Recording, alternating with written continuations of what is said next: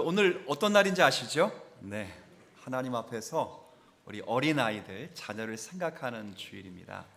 그래서 오늘 여러분도 여기서 예배드리고 있지만 지금 3층에서는 모든 교육부서가 함께 통합 예배를 지금 드리고 있어요. 예배 끝나면 우리 자모회들이 준비한 맛있는 뷔페 음식으로 아이들이 대접을 받으며 선물을 함께 나누고 축복하는 그런 시간도 있습니다. 혹시 오늘만큼은 영내에서 우리 아이들 보면 기쁨으로 인사해 주시고 하나님의 형상으로 창조된 아름다운 자녀들을 마음껏 축복해 주시고, 그런 아이들 보면서 아이들이 절대적으로 부모를 의지하는 것처럼 오늘 찬송처럼 주님만을 의지하며 살기로 다짐하는 그런 날이 되기를 진심으로 기원합니다. 자, 우리 모든 영광을 하나님께 드릴 마음으로 박수로서 한번 찬양하겠습니다. 자, 어린이를 생각하는 주일을 맞이해서 어떤 본문을 정해야 될까, 참 사실 목사로서는 고민이 이만저만이 아닙니다. 그래서 오늘은 출애굽기를 정했습니다. 다음 주도 출애굽기 말씀을 읽게 될 텐데, 이 출애굽기는 여러분이 아시는 대로 구약 성경의 두 번째 책이자 이스라엘 민족이 애굽에서 해방되어서 하나님과 언약을 맺는 이야기를 주로 다루고 있어요. 그래서 앞부분 전반부에서는 이스라엘 백성들이 출애굽하는 것이고, 중반부에는 하나님과 이스라엘 백성들이 언약을 체결하는 것이고, 그리고 중후반부터는 언약 체결한 백성이 어떻게 살아야 되는지에 대해서 하나님이 알려주시는 거예요. 그러니까 이걸 우리가 우리 세대의 다음 세대 자녀들에게 적용을 한다면, 비록 언약 백성 가운데 태어났지만 우리 자녀들도 죄와 세상에서 해방되어서 하나님과 언약을 체결하고 하나님의 언약 백성의 삶을 살아갈 수 있도록 돕는 책이라, 이렇게 이해하면서 오늘의 말씀을 듣게 되기를 먼저 기원드리겠습니다. 그 가운데 3장을 읽었단 말이에요. 3장은 어떤 내용이냐면, 이스라엘 민족을 애굽에서 해방하기 위하여, 애굽에서 건지시기 위하여 민족의 지도자이자 영도자인 모세를 부르시는 내용, 모세의 소명장이에요. 앞에 내용이 부각되어 있지만 오늘은 부르심의 결과를 기록해놓은 마지막 절입니다. 마지막 절 다시 한번 여러분 읽어주시면 좋겠습니다. 시작. 여인들은 모두 그 이웃 사람과 및 자기 집에 거류하는 여인들에게 은폐물과 금폐물과 의복을 구하여 너희의 자녀를 꾸미라. 너희는 애굽 사람들의 물품을 취하리라. 아멘. 여기 중요한 단어를 제가 문장을 하나 꼽았습니다. 너희의 자녀를 꾸미라. 한번 같이 고백합니다. 시작. 다시 한번 시작. 은혜 있길 바랍니다. 자, 어떻게 꾸미시겠어요? 말씀으로. 어느 분이세요? 3층에서 뷔페를 드실 수 있는 물론 크게 말씀으로 오늘 어떤 내용인지 한번 보도록 하겠습니다. 자, 그런데 여기 언급되어 있는 표현에 보면 자기 집에 거류하는 여인에게 이렇게 표현을 썼어요. 그러니까 이 여인이 누구냐 그러면 쉽게 설명하면, 당시 이스라엘 백성들 지금 노예의 신분이었기 때문에 노예의 집 주인이라고 말하면 집 여주인이에요. 여주인. 그 여주인들에게 지금 이스라엘 백성들이 뭘 구하라 하냐면 금폐물, 은폐물, 그 다음에 여러 의복들을 구해서 자녀를 뭐하라 했다고요? 꾸미라, 이렇게 말했단 말이에요. 도대체 여기서 자녀를 그렇게 은금으로 꾸민다는 게 뭘까? 이렇게 한번 질문을 해볼게요. 여러분, 여기 은폐물, 금폐물 나와 있는데 집에 폐물 있으세요? 아직 안 뺏어갈 테니까 걱정하지 마세요. 그 바치란 말도 안 걱정하지 마세요. 있잖아요. 우리 집은 감사하게도 도둑 맞았어요. 신혼 때 진짜로. 그래가지고 없어요. 없는데 너무 감사해요. 너무. 있으면 몰라. 혹시나 관심을 듣고 있. 근데 생각을 해보세요.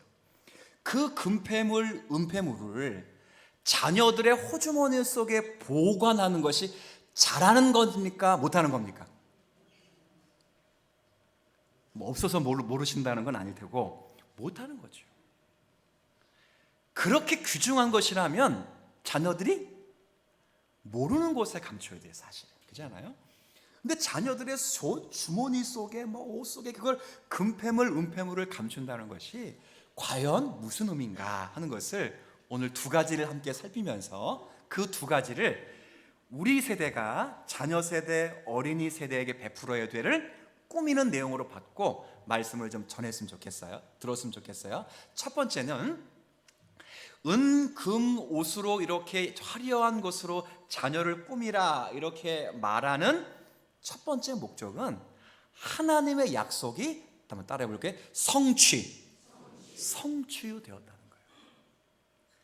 그러니까 단순하게 자녀를 잘 꾸미라는 말이 아니라 하나님이 약속하신 것이 지금 뭐였다고요? 이루어졌다 하는 것을 이야기하는 거예요. 이게 무슨 약속이었냐면, 제가 이제 설명을 드리면 창세기 15장 13절 14절에 보면 찾지는 않겠지만 하나님이 아브라함이 아니고 그때는 아브람이었어요. 아브라함에게 약속을 하십니다. 창세기 15장에 보면 여호와께서 아브라함에게 이르시되 너는 반드시 알라. 이건 너만 알라는 게 아니고 너의 아들도 알아야 되고 아들의 아들도 알아야 되고 그 아들의 또 아들도 계속 알아야 되는 거예요. 이게 뭘 알아야 되는지 잘 들으세요. 자손이 이방의 객이 되어서 그들을 섬기겠고 그들은 400년 동안 너의 자손을 괴롭게 하리니 그들이 섬기는 나라를 내가 징벌할지며 그 후에 내 자손이 큰 재물을 가지고 나오리라. 자, 마침 잘 들어보세요. 아브라함, 너의 후손이 400년 동안 노예 생활을 하게 될 텐데 노예 생활을 하면서 굉장히 괴로울 텐데 하나님 반드시 400년이 지나면 그 너희들을 노역했던 그 민족을 헐어버리고 너희들은 뭘 가지고 나온다고요? 큰 재물을. 그럼 이 말은 자녀들에게 은금 패물을 집어넣어서 보관하라는 말이 아니라 얼마나 은금이 많았으면 어디까지 빌리는 거예요? 자녀들의 소주머니와 손까지 빌리는 거예요. 이 말 속에 들어있는 의미는 하나님이 400년 후에 내 백성을 애굽에서 건지실 것인데 그래서 많은 재물을 이끌어 나올 것인데 너희들이 주인에게 재물을 달라고 하면 그들이 줄 거면 하나님이 구원하시는 때가 지금 이루어졌느니라 하는 거예요. 구원이 성취되는 시점이라는 거예요. 그래서 하나님의 자녀들에게, 다음 세대들에게 이스라엘 백성들이 가르치는 거예요. 은금을 구하다가 그들을 꾸며주고 그들의 주머니 속에 집어넣어주면서 하나님이 430년 전에 우리의 조상 아브라함에게 약속하신 그 말씀을 하나님이 지금 이루고 계신다. 너희들이 왜 지금 애굽 땅에 들어왔는지, 그리고 왜 우리가 가나안 땅으로 나아가야 되는지 너희가 정령이 알라 하는 마음으로 구원을 상기시켜 주는 거예요. 제가 이 말씀을 묵상하면서 우리 교회 안에 있는 다음 세대들에게, 그리고 우리 집에서 길러내는 자녀와 자녀 손세대들에게, 그렇죠? 우리가 해야 될 첫 번째 일, 자녀를 꾸미는 일은 바로 하나님의 구원을 상기시키는 일임을 여러분이 기억하실 수 있기를 축원드립니다. 어떻게 자녀를 꾸밀까요? 하나님의 구원을 상기시키는 거예요. 좋은 옷을 입히는 게 아니에요. 버버리를 입히고, 맞나? 버버리? 닥스 뭐 이런 거, 그런 닥스는 애들이 안 입지 참. 그런 거 아니에요. 아이들에게 옷을 꾸미라는 건 하나님이 구원하시는 때가 이르렀다는 것을 가르쳐 주듯이 언제나 자녀들에게 보라, 지금은 은혜 받을 만한 때요, 보라, 지금은 구원의 날이로다 가르치는 거예요. 그걸 가르치는 대상이 목사가 아니에요. 그걸 가르치는 대상이 모세가 아니에요. 그걸 가르치는 대상이 여호수아가 아니에요. 그걸 가르치는 대상이 부모예요. 부모가 가르치는 거. 제가 교회사를 그나마 전공했습니다. 학위로. 교회사 속에서 이 일을 충실히 감당했던 인물들을 꼽자면 제가 볼 때는 청교도예요. 청교도들은 역사 속에서 구원을 상기시키는 일, 자녀를 꾸미는 일을 누구보다도 잘 감당한 사람들이라고 보여져요. 이분들은 놀라울 정도로 성경적 의미에서 가정관념을 가지고 있었는데, 제가 좀 설명하게. 지금 이거 히터 튼 거예요? 에어컨 튼 거예요? 아무것도 안 틀었어요? 에어컨 잠깐 틀어도 되겠어요? 아니면 그냥 놔둘까요? 습도가 너무 지금 높은데 에어컨을 잠깐 틀고 좀 이따 꺼주세요. 에어컨.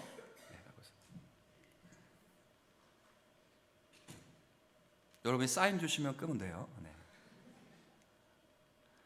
습도가 너무 높아서 지금 이마에는 땀이 안 흘리죠. 등은 땀이 쫙. 오늘 제가 일부 예배 때는 설교를 세게 했어요.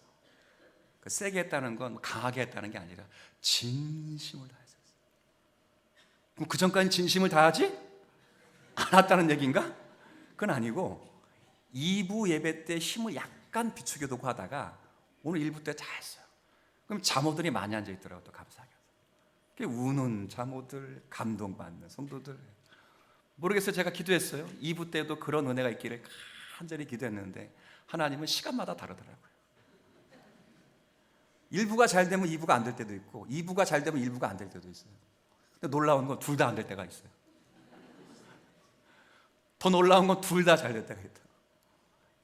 1부 때 땀을 흘렸더니 지금 2부 때도 땀이 등에서 확 나오는데 땀 나는 건 좋은 거지 뭐.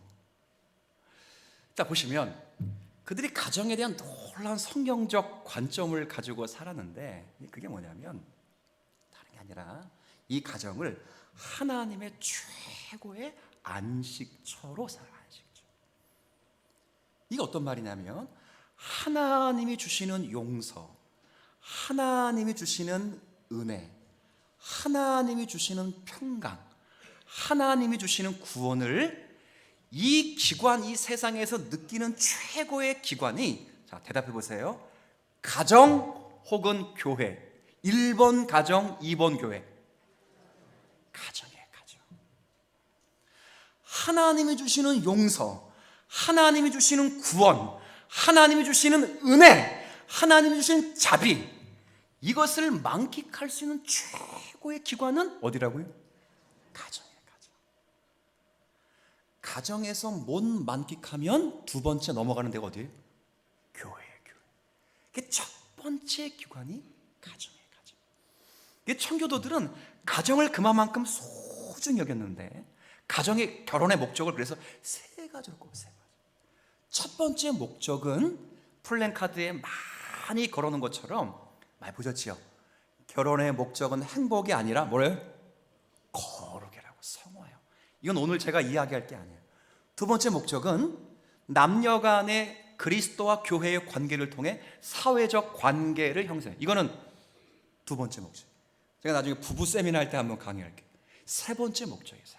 세 번째 목적은 뭐냐? 이건 가정을 통해 자녀를 생성해서 하나님 나라의 백성이 많아지게 해요. 많아지게. 놀랍지요? 놀랍다. 우리 아까 성시교동문 읽었을 때 시편 127편의 3, 4절을 가장 먼저 읽었어요. 자식들은 여호와의 기업이요 태의 열매는 그의 상급이로다. 젊어서 낳은 자식들은 용사의 손안에 있는 화살과 같으니 그 화살이 화살통에 가득한 자는 복이 있느니라 하였다. 자녀를 하나님의 복으로 해, 복으로. 그들은 결혼해서 우리 자녀 몇 명 낳을까 이런 고민했을까 안 했을까? 안 했다고요. 왜? 자녀는 하나님이 주신 뭐예요? 복이니까. 우리는 결혼해서 다 자녀 계획 세우잖아요. 셋 날까? 많아. 둘 날까? 둘? 그것도 많아. 하나? 우린 다 그런 생각한다. 근데 그 당시에는 아무도 그런 생각을 하지 않았어요. 하나님의 영광과 교회의 안녕과 번영, 그리고 나라의 부흥을 위하여 자녀를 낳았어요. 지금보다 살기가 좋았을까요? 아니에요. 지금보다 척박한 상황이에요. 물론 그들이 그렇게 낳았던 것은 자녀들의 과반 이상이 어린아이 때 다 죽고 성인까지 자라지 못했어요. 여러분이 잘 아시는 존 웨슬리라고 하시는 분이 계시는데, 비록 감리교 창시자라고 우리가 알고 있지만 훌륭한 분이 계십니다. 존 웨슬리의 형제가, 놀랍게도 그 형제가 19명이에요. 여러분 안 놀라실 줄은 알았어요. 물론 제가 여러분 그 정도야 그러니까 여러분 생각할 때 그러면 부모 엄마가 최소한 2명 정도 3명 정도 되겠다 이렇게 생각하시지만, 놀랍게도 엄마가 하나야. 하나. 아빠도 하나, 엄마가 19명을 낳았어요. 근데 그 중에 9명이 어릴 때 죽었어요. 태어나서 바로 아이가 죽기도 하고, 어떨 때는 자라가면서 어린 아이일 때 사고와 질병으로 죽는 거예요. 그러니까 남는 자녀들이 반밖에 안 돼요. 그 청교도인들은 자녀를 통해서 자녀를 잃는 슬픔과 고통이 무엇인지를 너무도 잘 알고 있었어요. 그뿐 아니라 하나님이 자녀를 통해서 당신의 영광을 이루신다는 사실을 무엇보다도 깊이 알고 있었던 사람이에요. 그래서 그들은 하나님의 자녀를 꾸미는 일에 있어서 열심을 다하기를 기뻐했어요. 그게 뭐냐? 양육의 양육의 최고의 관점은 하나님께서 자녀들을 선물해 주셨다라고 말하는 거예요. 여러분 이건 굉장히 중요한 겁니다. 여러분 자녀들이 하나님의 뭐라고요? 선물이에요. 하나님의 아브라함에 주시고자 하신 최고의 선물이 뭐예요? 하나님 자신이에요. 창세기 15장 1절에 언급했듯이 나는 너의 상급이요 지극히 큰 방패예요. 그러니까 하나님이 아브라함에게 주시고자 하시는 놀라운 상과 선물은 하나님 자신이었어요. 근데 하나님 자신은 눈으로 보이지 않아요. 그러니까 눈으로 보일 수 있도록 하나님이 자녀라는 선물을 주셔서 하나님의 형상으로 창조된 하나님의 자녀를 우리에게 허락하시고, 거기에 더하여 하나님의 형상뿐 아니라 우리의 기질과 우리의 외모와 우리의 성향까지 꼭 닮은 자녀를 허락하셔서 우리의 가정 속에서 하나님의 자녀로 자라갈 수 있는 은혜를 허락해 주신 거예요. 그러면 하나님의 선물로 딱 받으면 거기부터는 의무라는 것이 생겨요. 어떤 의무가 생기는가? 그건 잉태할 때부터 생기는 거예요. 여러분 30, 40대 되신 분들은 잘 들어보시고, 기회가 지나서 60, 70대 되신 분들은 지나갔다고 생각하지 마시고, 요즘 손주, 손녀 다 누가 키웁니까? 또 할머니, 할아버지는 안 키워요? 할머니가 거의 키우니까 늦지 않은 거예요. 어떻게 하냐면 임신할 때부터 자녀 양육이 시작되는 거예요. 두 가지. 하나는 기도해 주는 기도. 태중에부터 성령에 충만해서 세례 요한이 되도록 하는 일에 기도해 주는 거예요. 기도는 인간 사람의 교육이 멈추고 하나님의 교육이 시작되는 시점입니다. 우리가 자녀를 잘 안다고 생각하지만 우리보다 우리의 자녀를 더 잘 아시는 분이 계셔요. 우리가 자녀를 사랑하지만 우리보다 자녀를 더 사랑하는 분이 계셔요. 우리가 자녀가 잘 되기를 기대하지만 우리보다 자녀가 더 잘 되기를 원하시는 분이 계셔요. 그분이 바로 하나님이신 줄 압니다. 하나님께 기도하는 거예요. 하나님, 이 태중에 있는 아이가 뱃속에서부터 성령으로 충만하여 세례 요한과 같은 아이가 되게 하여 주옵소서. 기도하는 거예요.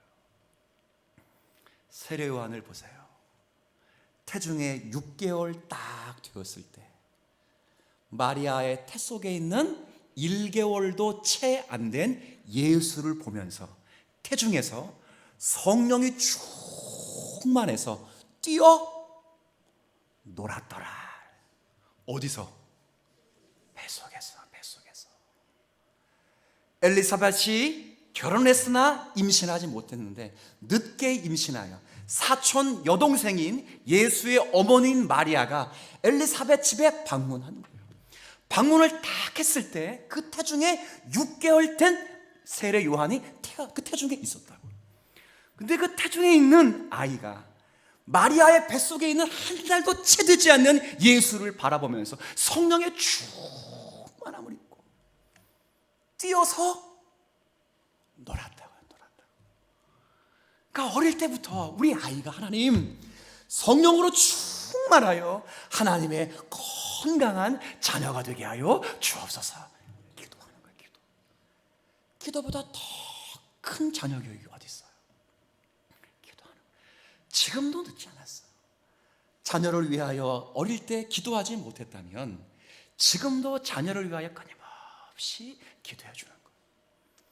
그리고 그 아이가 딱 태어나면, 이제 태어난 다음에 아이는와 함께 엄마 아빠가 놀아주면서 그 아이에게 하나님의 말씀을 가르치는 거예요. 부모는 하나님께서 이 아이들을 자신에게 맡겨주었다는 청지기 사명을 잘 깨닫고 토마스 왓슨이라고 하는 청교도처럼 이 아이는 내 자녀가 아니기에 내 자녀로 길러갈 것이 아니라 하나님의 자녀로 길러가야 한다, 그 마음을 가지고 자녀를 양육해 주는 거예요. 어린아이가 딱 태어났습니다. 그 아이가 태어나면서 글을 읽게 될 즈음에 성경을 가르치는 거예요. 우리는 성경 가나다 이렇게 글을 알려줄 때 우리는 가나다 순서 이렇게 말하지만 그때 가나다가 아니가 A, B, C, D였잖아요. 그러니까 A 그러면 in 아담, 그래서 아담 안에서 타락했다, 이걸 아이들이 가르쳐 주는 거예요. 그럼 마지막 글자가 Z 아니에요. Z. 삭개오가 Z로 시작하거든요. 삭개오가 예수님을 만나기 위하여 어디 올라갔어요? 뽕나무에 올라가듯이 너는 반드시 예수를 만나는 사람이 되어야 된다, 가르치는 거예요. 그리고 그 아이에게 세례를 베풀어요. 유아 세례를 베푸는 거예요. 유아 세례를 베풀므로 그 아이가 언약 백성의 자녀가 되었다는 것을 선언해 주는 거예요. 물론 세례를 받았기 때문에 그가 구원받은 것은 결코 아니에요. 세례를 받았기 때문에 그가 구원이 확보되었다고 그들이 생각하지 않았어요. 다만 그들이 유아 세례를 받았기 때문에 그들이 언약 안으로 들어와서 언약의 책임이 있다는 것을 가르쳐 주므로 날마다 그에게 훈계하는 거예요. 사랑하는 아들아, 너는 유아 때의 세례를 받았느니라. 삼위일체 하나님께서 너의 이름을 그 가운데 두셨느니라. 하나님께서 너를 불러서 이 세상과는 구별된 삶을 살도록 하셨느니라. 하나님께서 약속하시기를 네가 정녕 회개하고 예수 그리스도를 믿기로 한다면 너에게 구원을 주시기로 약속하셨느니라. 하나님은 약속에 신실하신 하나님이시니라 가르치는 거예요. 그러니까 절대로 하나님을 떠나지 말 것이며 네가 유아 때의 세례를 받았다는 사실을 결코 잊지 말아라. 그리고 하나님을 찾을 것이며 하나님을 섬길 것이라. 그러면 하나님이 반드시 너에게 복을 주시리라. 그걸 가르치는 거예요. 끊임없이 가르치는 거예요. 제가 우리 교회 목양하면서 참 안타까운 건, 목사님 전 걱정하지 않아요. 우리 자녀가 어릴 때 뭐 받았다고? 유아 세례 받았다. 제가 분명히 말했습니다. 유아 세례가 구원을 확보하는 게 아닙니다. 그럼 침례교는 다 유아 세례 주게? 침례교 유아 세례 안 줘요. 안 준다고. 유아 세례를 받았다는 건 언약적 책임이 부모에게 전가되었다는 것을 선언해 주는 거예요. 온 교회 앞에 선언해 주는 거예요. 끊임없이 유아 세례가 그에게 유효되도록 가르칠 책임을 전가받았다는 것을 교회에 공부하는 거예요. 그리고 그가 삼위일체 하나님의 관계 속에 그의 이름이 들어가 있다는 걸 끊임없이 이야기해 주는 거예요. 안심할 수 없는 거예요. 끊임없이 자녀를 주의 말씀과 구원으로 상기시켜 줘야 돼요. 어느 정도 나이가 지나면 이제 처음으로 요리 문답을 가르치기 위해서 목사님에게 과외를 받아요. 과외. 그러니까 예전에는 목회자에게 과외를 받는 성도들이 참 많았습니다. 저는 13년 동안 여기서 목양하면서 어느 누구도 제가 한번 아이들을 과외해 준 적은 없어요. 실제로. 왜냐면 한 번도 제게 요청한 적이 없어요. 근데 청교도들은 글을 딱 읽게 될 즈음에서 목사들을 초청해서 처음으로 요리 문답을 어떻게 가르쳐야 되는지를 가르친 거예요. 이 목사님이 저녁 식사를 거하게 대접받고 기쁜 마음으로 그것을 잘 가르치면 부모는 유심히 보고 있다가 그 다음부터 가정 예배를 통해서 하나님의 말씀을 똑같이 가르치는 거예요. 그러다가 잘 안 되면 또 누구 부르면 되는 거예요? 목사 또 부르면 되는 거예요. 부를 땐 그냥 안 불렀어요. 저녁 식사를 용상하게 그 부른 거예요. 또 안 되면 또 누구 불러? 청교도가 그랬다고. 하나님 말씀을 부지런히 가르치면서 그렇게 하는 거예요. 그리고 아버지가 성경을 읽고 잘 모르지만 그 성경을 풀어서 성령의 역사 가운데 아이들에게 진심을 다해서 가르치면 그 아이들이 그 어릴 때부터 하나님의 임재를 실존으로 깨닫고 조금도 의심하지 않는 거예요. 제가 책 2권을 하나 소개시켜 드릴 테니까 한번 읽어보세요. 너무 쉬운 책입니다. 하나는 삶으로 가르친 것만 남습니다. 책이고 또 하나는 삶으로 배운 것만 남습니다라는 책이에요. 이거 누가 썼냐면 김장한 목사님 아시죠? 김장한 목사님의 아들이신 김요셉 목사님이 2권의 책을 남겼어요. 이 책은 다른 책이 아니라 핵심 내용은 삶으로 배운 것만 남는다는 거예요. 김장한 목사님은 어릴 때 아이를 안고 가정 예배를 드리고 교리를 가르치고 말씀을 가르쳤는데 놀랍게 어린 나이 때 3, 4살 때 김요셉이라고 하는 목사님이지만 아기 때는 아버지의 말이 단 하나도 기억나는 게 하나도 없다. 하나도 놀랍게 하나도 없다는 거예요. 근데 놀라운 건 아버지가 나 자신을 안고 성경을 읽으면서 하나님에 대하여 이야기할 때 아버지의 눈에서 나오는 눈물이 자기의 이마에 한 방울 두 방울 떨어질 때 그때 하나님은 살아계시고 하나님은 우리를 사랑하시며 우리를 보호해 주시는 것이구나 깨닫는 거예요. 결코 단 한 번도 아버지의 말씀이 기억나진 않지만 살아가면서 하나님의 임재를 의심해 본 적이 단 한 번도.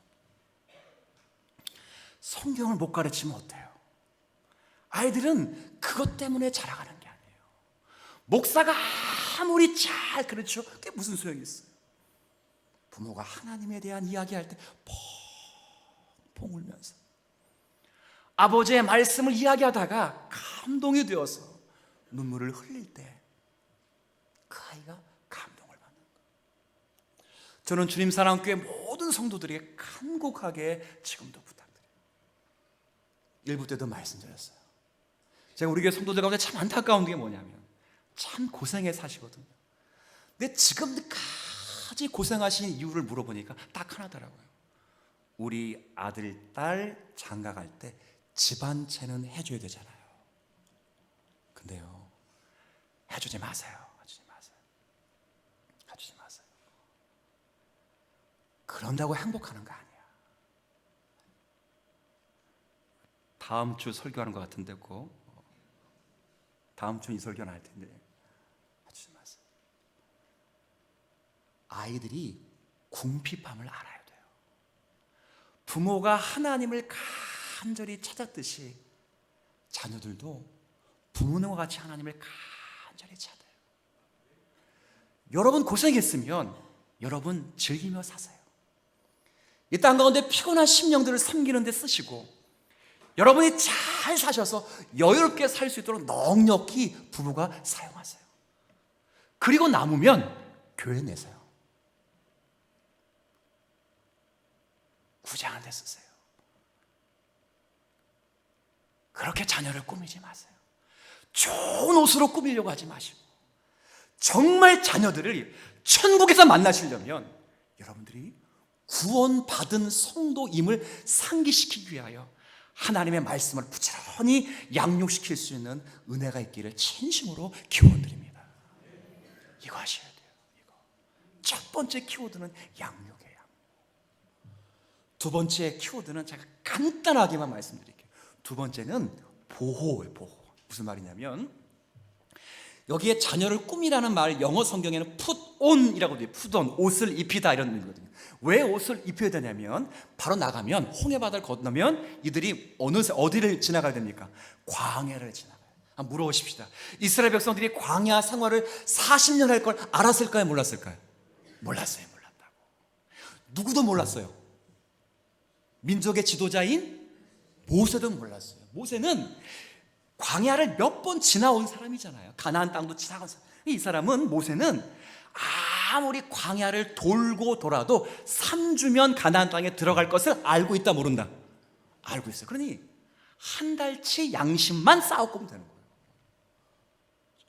놀라운 건, 광야가 40년이라는 세월은 아무도, 물론 불순종 때문에 이루어진 거예요. 근데 누구는 알고 있었어요?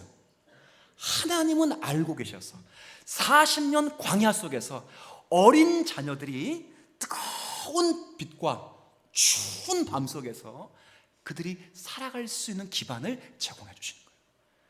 저도 여러분의 배려 때문에 가봤지만, 낮에는요 40도에서 50도가 되는 날씨예요. 밤에는 9도 이하로 떨어진다고. 그럼 일교차가 50도 가까이 나는 그 기온 속에서 어린 생명들이 자라가는 게 쉽지 않아요. 그들을 따뜻하게 입힐 옷을 마련해준다. 이게 무슨 말입니까? 하나님이 그 백성을 첫 번째 양육시켜 줄 뿐만 아니라 보호해 주시겠다는 보호. 저는 두 번째, 하나님의 자녀들에게 우리가 해야 될 일이 뭐냐면, 그들을 보호해 주는 거예요. 보호해 주는 거예요. 뜨겁게 보호해 주기 위해서는 사랑하는 거예요. 자녀를 사랑하지 않는 부모가 어디에 있겠습니까? 라고 물을 수 있지만, 지금도 부모로부터 학대를 받는 자녀가 참 많아요. 참 많아요. 여러분, 몇 주 전에 한번 보셨어요?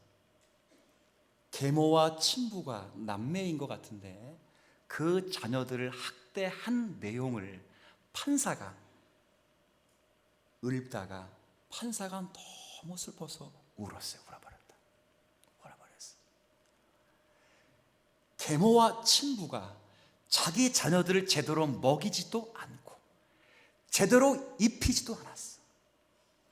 그리고 성탄절 전날은 그 아이를 추운 밤에 내쫓아서 아주 작은 옷을 입고도 하룻밤을 보내겠다. 그런데 놀랍게는 그 아이가 계모인 부모에게 정말 사랑받고자 돈이 없음에도 불구하고 그 엄마에게 사랑받기 위해서 생일날 장미꽃 한 송이를 선물했다가 돈을 허투루 쓴다고 엄청 두드려 맞은 거예요. 그 사실을 은폐하기 위하여 그 다음날 또 학교를 안 보내요.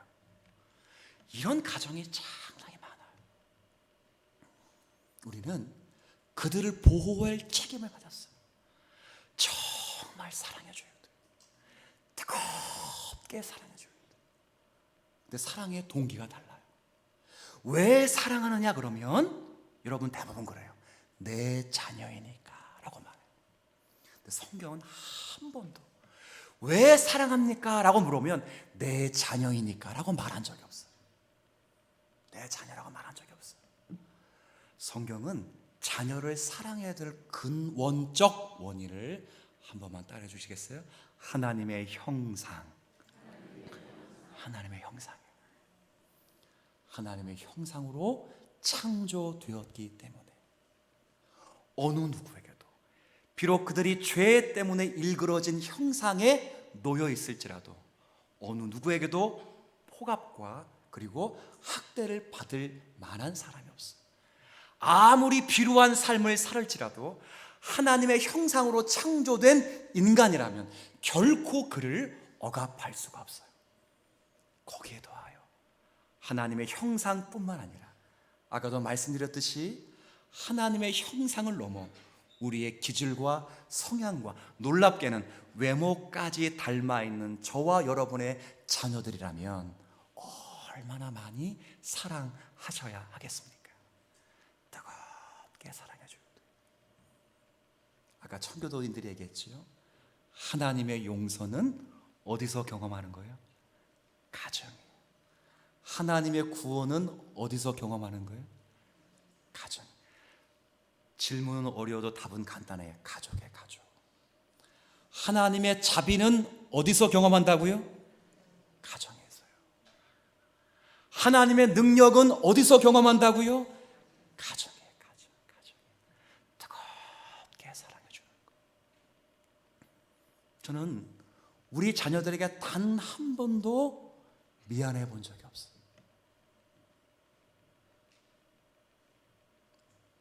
다른 부모들은 너가 가고 싶은 것, 먹고 싶은 것 다 못해줘서 미안하다 이렇게 말하는, 난 단 한 번도 그것에 대해서 미안해 본 적이 없어요.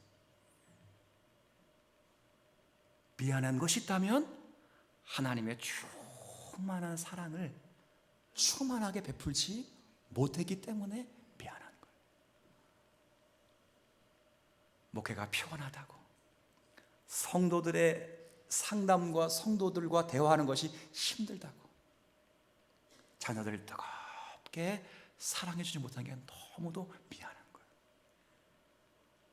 제가 인생을 다 살고 먼 훗날의 이야기겠지만 꼭 죽게 될 때는 우리 아내가 자녀들에게 잘하는 말인 것처럼 제가 아내들에게 이런 말을 꼭 하고 나눌 거예요. 갈 거예요. 사랑하는 아들아, 사랑하는 딸아, 너희가 있어서 정말로 행복했다.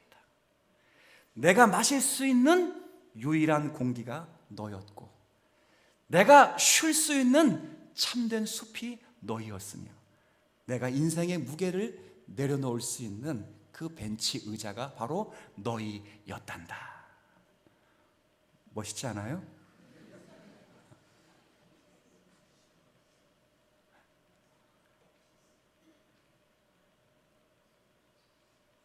제가 아이들에게 지불해 줄까요? 아니요. 해줄 필요 없어요. 좋은 차를 사줘? 그 필요 없어요. 좋은 옷을 하나도 부럽지 않아요.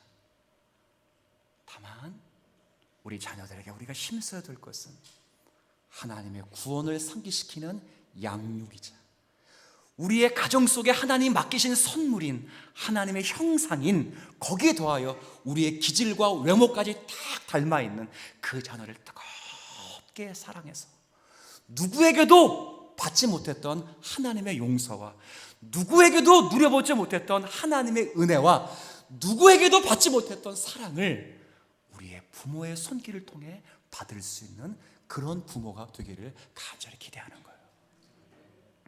오늘 살아가시면서 이걸 잘 감당하기 위하여 기도할 수 있는 저와 여러분이 되었으면 좋겠어요. 오늘 예배 다 끝나면 아이들이 시끌벅적하거든요.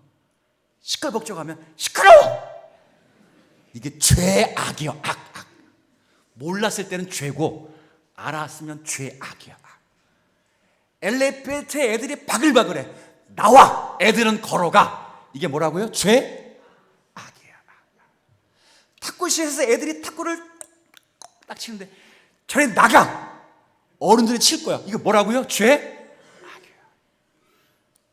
제가 말하지만 우리 교회의 규모에 아이 세대 다음 세대가 우리 교회처럼 많은 세대가 없어요. 다른 교회 없다고.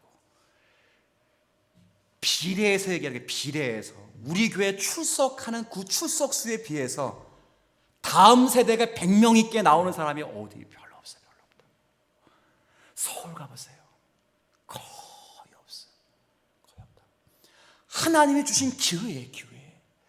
이 아이들을 우리가 꾸며야 돼, 꾸며. 한편으로는 구원을 상기시키면서 말씀으로 가르쳐 양육시키는 일을, 또 한편에는 뜨겁게 그들을 보호하기 위하여 사랑해서 우리 다음 세대 성도들이 어른들을 보면서 하나님의 용서를 보고, 어른들을 보면서 하나님의 사랑을 보고 하나님의 은혜를 맛볼 수 있는 그런 교회를 꿈꾸는 놀라운 아름다운 주님 사랑 교회가 되기를 진심으로 기원드리겠습니다.